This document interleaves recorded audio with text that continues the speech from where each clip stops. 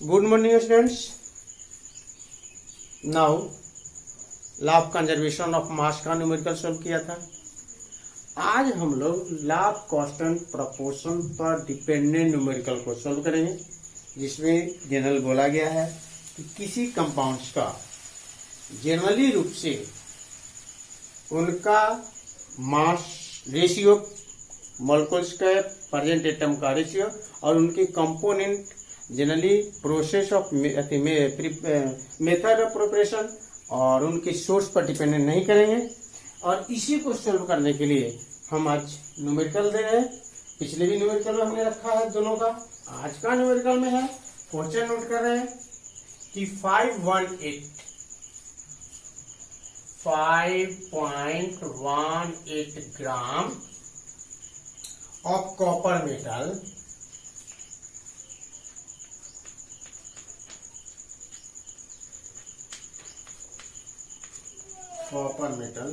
is first converted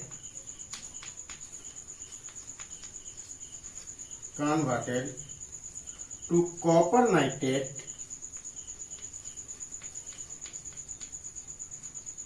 copper nitrate and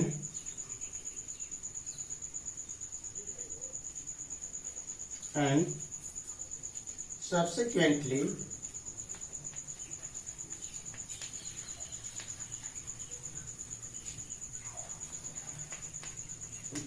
subsequently 6.45 gram copper oxide, ये किप्रिक oxide है,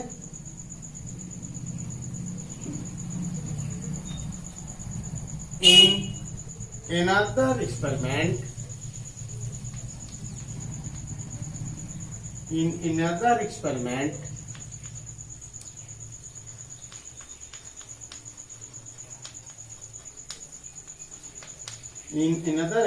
1.10 gram copper gave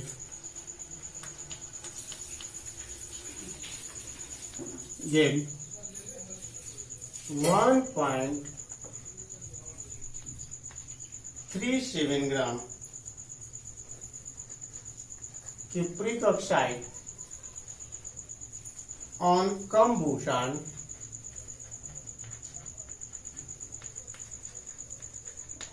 combustion so that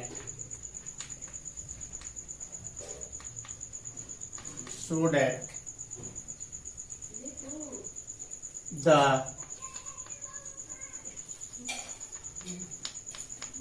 above data verify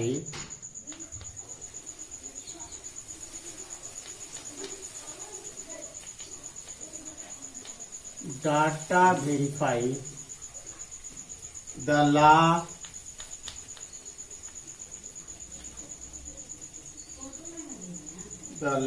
of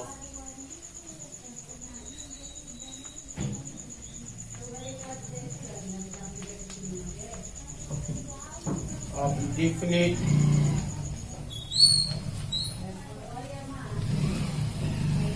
proportion। हम लोग को इसी numerical को solve करना है। यानी दो एक्सपेरिमेंट है, दोनों एक्सपेरिमेंट में कॉपर ऑक्साइड को, एक को कॉपर नाइट्रेट से कन्वर्ट किया है कॉपर ऑक्साइड में, और उस समय जब कॉपर ऑक्साइड में उसको मिला है तो कॉपर ऑक्साइड का वेट जो दिखा रहा है 6.45 ग्राम, और उससे जो कॉपर रिलीज हुआ हुआ 5.18 ग्राम। सेकंड एक्सपेरिमेंट में 1.10 ग्राम कॉपर दे रहा है, वह जनरली 1.37 लगता है कि 5 होगा,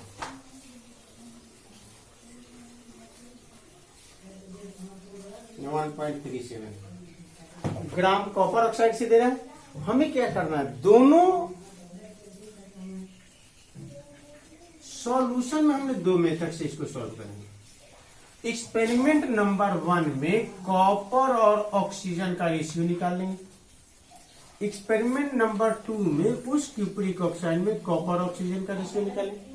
यदि दोनों रिश्वर एकदम सिमिलर है या सेम है तो इसको हम कह दें कि यह डाटा सेटिस्फाई करेगा।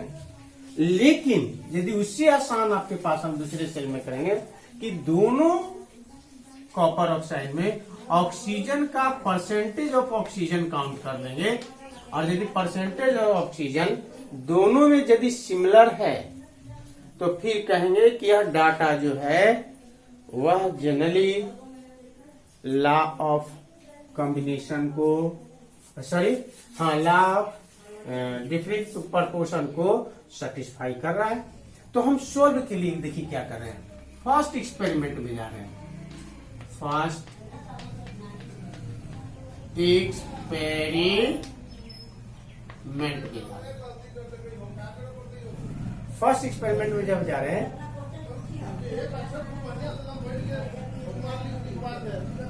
तो हम दे रहे हैं मास ऑफ कॉपर। तो देखिए मास ऑफ कॉपर दे रहा फर्स्ट एक्सपेरिमेंट 5.18 ग्राम। ये मास मिल गया। जनरली उस समय जो कॉपर दे रहा है वह जनरली क्यूप्रिक ऑक्साइड से है, तो क्यूप्रिक ऑक्साइड का वेट जो दे रहा है वह 6.45 ग्राम दे रहा है। Mass of cupric oxide equal to 6.45 gram हो गया। अब ऐसी स्थिति में वेट ऑफ कॉपर हम निकाल लिए हैं। यदि वेट ऑफ कॉपर मुझे दे दिया है तो क्यूप्रिक ऑक्साइड में वेट ऑफ ऑक्सीजन निकल जाएगा, यानी mass of oxygen equal to 6.45 minus 5.18 equal to, यदि मेरे पास वैल्यू आ रहा है 7, 10 3 13, 7, ये बच जाएगा मेरे पास 3 2, ये बच गया 1.0 यानी 6.45 5.18 10 5 15 7 15 10 3 3 3 से 2 1 हमने percentage of oxygen in cupric oxide, तो उसके लिए सोल्व के लिए हम आपको बताए थे ये उस कंपाउंड्स में प्रेजेंट ऑफ एटम्स का टोटल मास मेजर कर लेना है। तो टोटल मास ऑफ मेजरमेंट में जनरली मास ऑफ ऑक्सीजन जो दिखा रहा है 1.27 multiply 100 divided by molecular mass of compounds. तो मॉलिक्यूलर मास ऑफ कंपाउंड मेरे पास है 6.45। मास ऑफ मैटर दे रहे ऐसे स्थिति में सॉल्व में जल्दी दे तो डेसिमल को हमने गायब कर सकते हैं। तो 127 डबल बाई 645 इक्वल टू मेरे पास आ रहा है काउंटिंग की स्थिति में। जब कैलकुलेट में हम जा रहे हैं तो कैलकुलेट में मेरे पास आ रहा है 19.68%। सेकंड एक्सपेरिमेंट में हम सेकंड एक्सपेरिमेंट जा रहे हैं। सेकंड एक्सपेरिमेंट में, तो सेकंड एक्सपेरिमेंट में generally weight of copper oxide का इतना, वेट ऑफ कॉपर इतना, तो mass of copper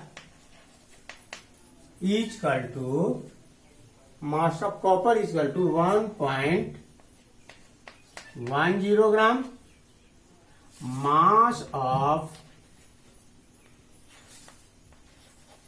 cupric oxide इधर 1.37 gram, mass of oxygen equal to 1.37 minus 1.10 equal to 0.27 gram मिल गया। फिर इसी तरह परसेंटेज निकालेंगे। यदि इस एक्सपेरिमेंट का परसेंटेज इस एक्सपेरिमेंट के परसेंटेज के एकदम इक्वल है तो हम बता देंगे कि यह डाटा जो है वह generally law of constant proportions को या डिफरेंट प्रोपोर्शंस को सेटिस्फाई करेगा। The percentage of oxygen in cupric oxide बराबर मास ऑफ ऑक्सीजन तो 0.27 multiply 100 by mass of cupric oxide तो 1.37 इक्वल टू 2700137 इक्वल टू 19.70%। इन्हें दोनों डाटा सिमिलर आ रहा है। हमने थोड़ा सा का डिफरेंस दिखा रहा है, वह जनरली 0.02 का डिफरेंस चल रहा है। 0.02 का डिफरेंस है तो उसको जनरली एक्सपेरिमेंटल एरर को काउंट कर लेंगे और एक्सपेरिमेंटल एरर को काउंट कर करके इस डाटा को हम वेरीफाई कर देते हैं। और डाटा को जब वेरीफाई करते हैं तो वैसी स्थिति में मेरे पास मिलेगा परसेंटेज ऑफ ऑक्सीजन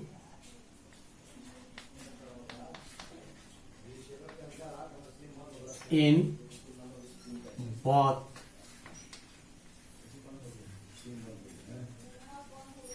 पहले इतना नोट कर लिया जाए, फिर हम लोग नीचे नोट करेंगे और उसके बाद हम लोग चलेंगे। पहले इतनी वैल्यू को नोट कर ले, हमने डाटा को दिखा देंगे बाद में कि किस प्रकार सेटिस्फाई कर रहा है।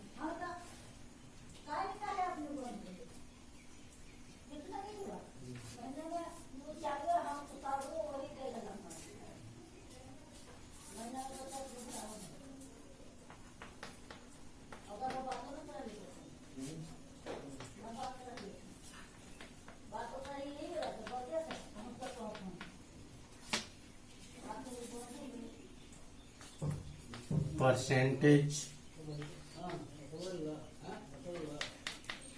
of in both oxide is same, so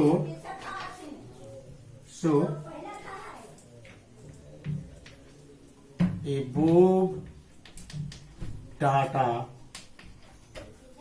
is satisfy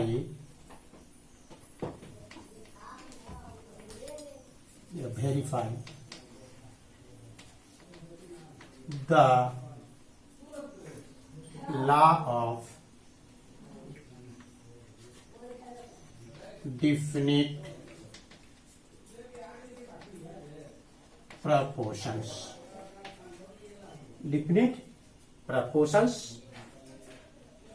यानी ऐसी स्थिति में दिखा दी हमने कि दोनों एक्सपेरिमेंट में ऑक्सीजन का परसेंटेज जो है क्यूप्रिक ऑक्साइड में सिमिलर है या सेम है।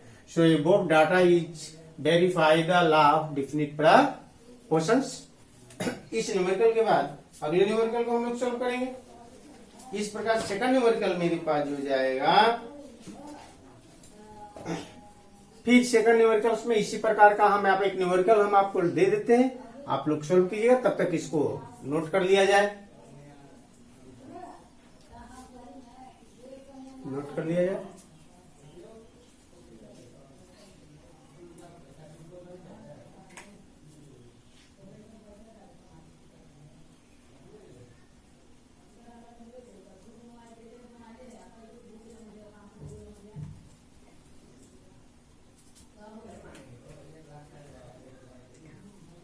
दूसरे न्यूमेरिकल को हम दे देते हैं आपके पास।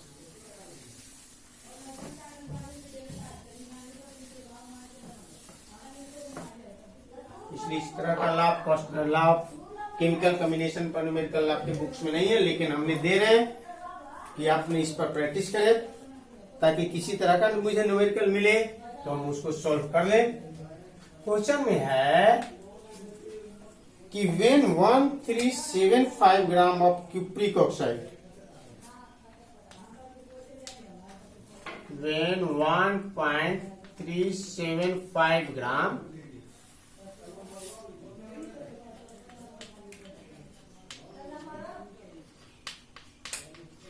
Cupric oxide was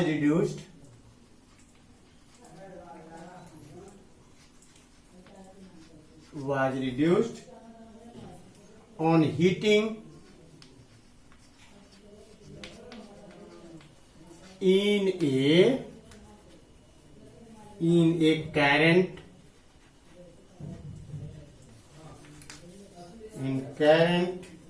of hydrogen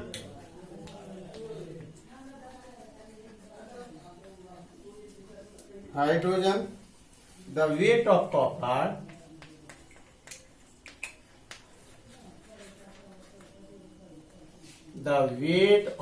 copper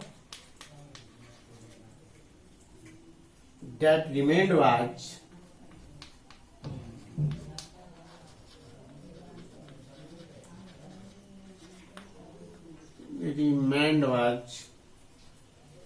1.098 gram in another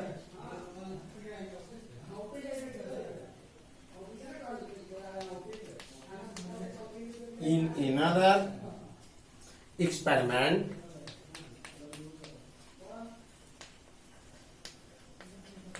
In another experiment, 1.179 gram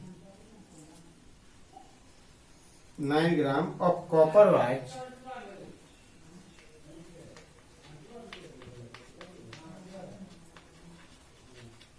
was dissolved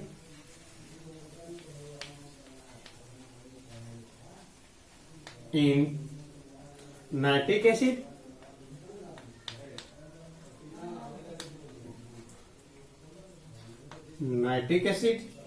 and resulting copper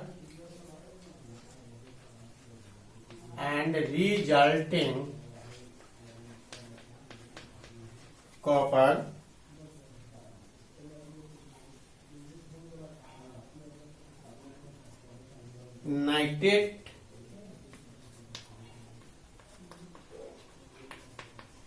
converted into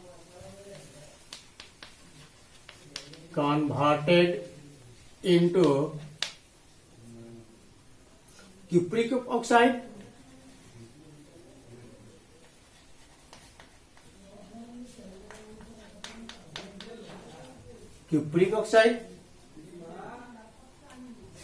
formed was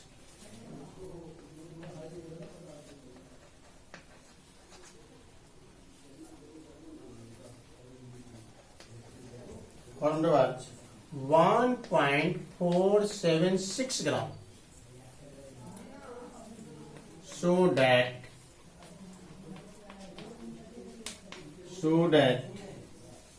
these results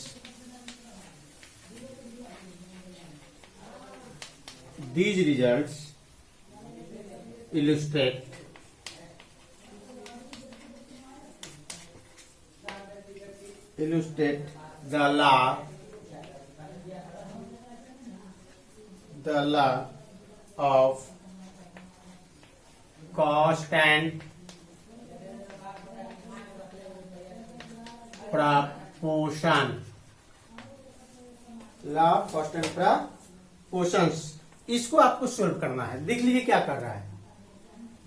first experiment 1.375 gram cupric oxide लिया है और उसको यदि रिड्यूस कराया है हीटिंग के द्वारा, तो जनरली मिलने वाले वेट ऑफ कॉपर को जो दे रहा है वह 1.90।